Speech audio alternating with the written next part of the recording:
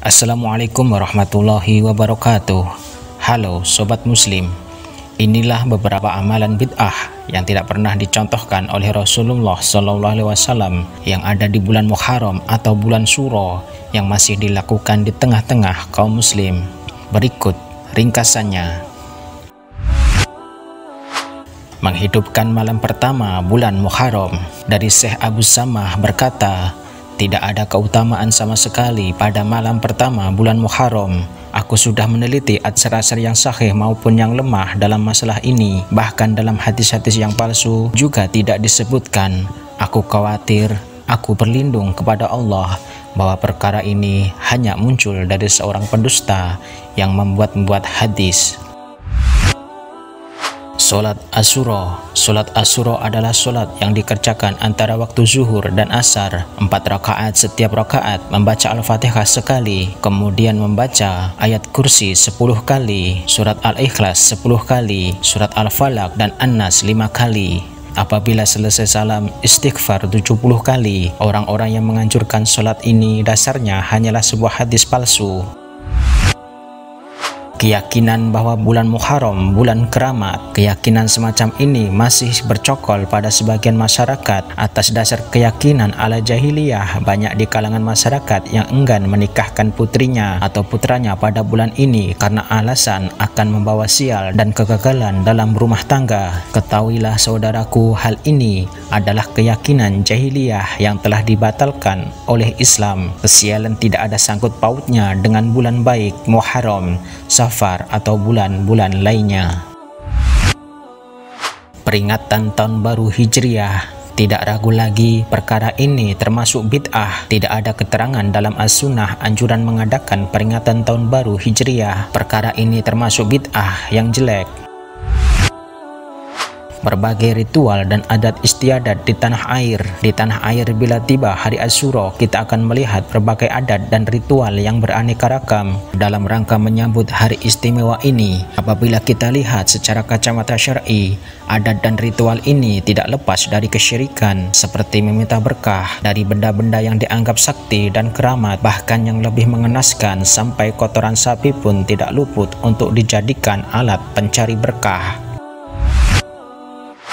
Doa awal dan akhir tahun.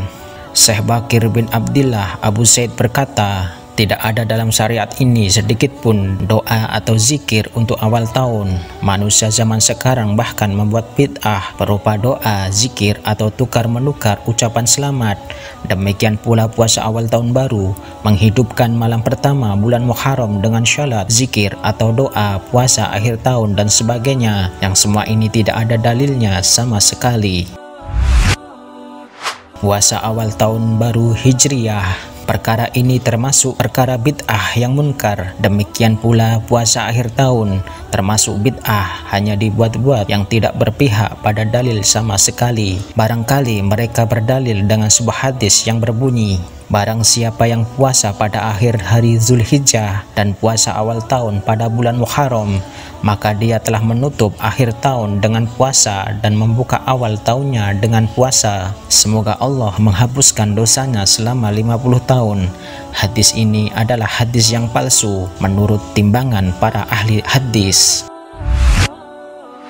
Peringatan Hari Sukacita. Yang dimaksud hari sukacita adalah hari menampakkan kegembiraan, menghidangkan makanan lebih dari biasanya, dan memakai pakaian bagus.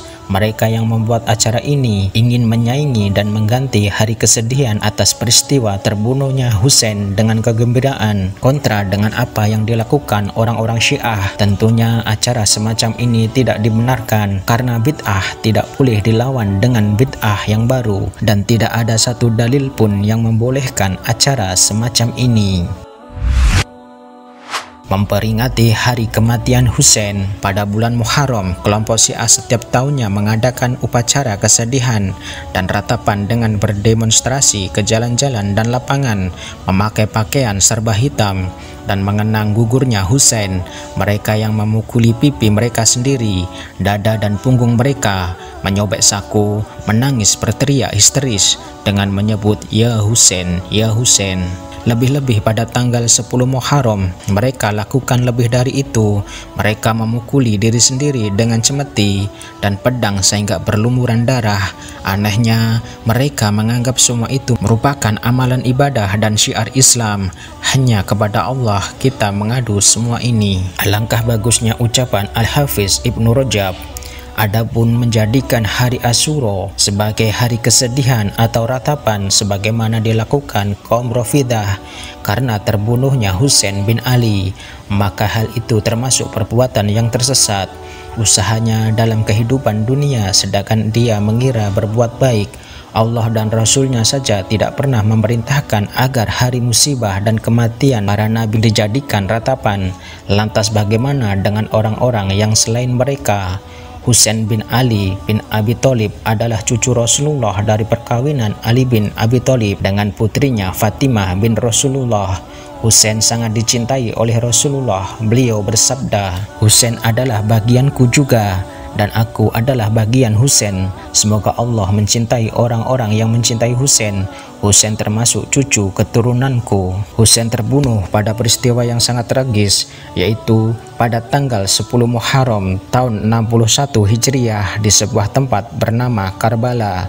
Karena peristiwa ini kemudian lebih dikenal dengan peristiwa Karbala. Namun apapun musibah yang terjadi dan betapapun kita sangat mencintai keluarga Rasulullah, bukan alasan untuk bertindak melanggar aturan syariat dengan memperingati hari kematian Husain, sebab peristiwa terbunuhnya orang yang dicintai Rasulullah sebelum Husain juga pernah terjadi, seperti terbunuhnya Hamzah bin Abdul Muttalib. Dan hal itu tidak menjadikan Rasulullah dan para sahabatnya mengenang atau memperingati hari peristiwa tersebut sebagaimana yang dilakukan orang-orang Syiah untuk mengenang terbunuhnya Husain.